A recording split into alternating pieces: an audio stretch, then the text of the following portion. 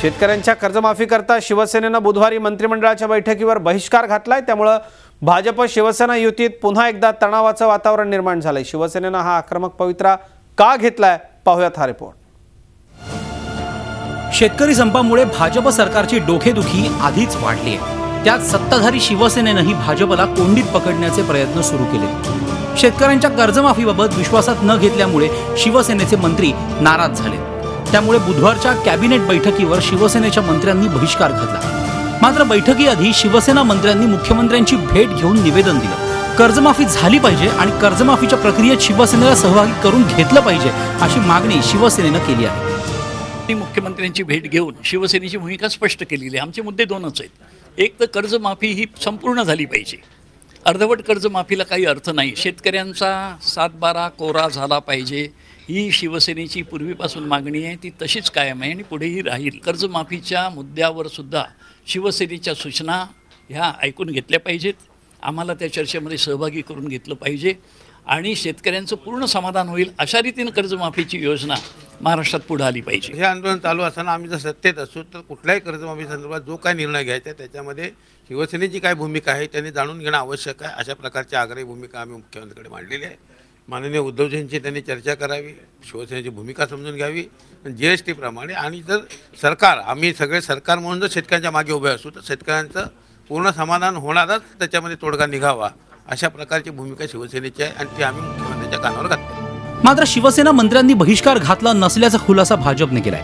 मुख्यमंत्र्यांची परवानगी घेऊनच ते गैरहजर राहिल्याचा दावा भाजप मंत्र्यांनी केला आहे। कोणताही बहिष्कार शिवसेनेच्या मंत्र्यांनी टाकला नाही, कारण मंत्रिमंडळामध्ये सर्वच मंत्र्यांची सामूहिक जबाबदारी असते।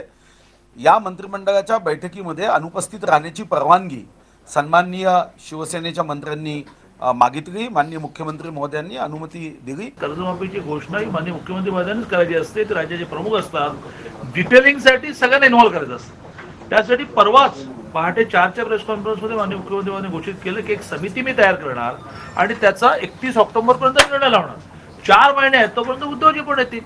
सगळ्या शेतकरी संघटनांनाही परवा मी G24 तासावरून आवाहन केलेलं आहे की आम्ही चर्चेला तयार आहोत।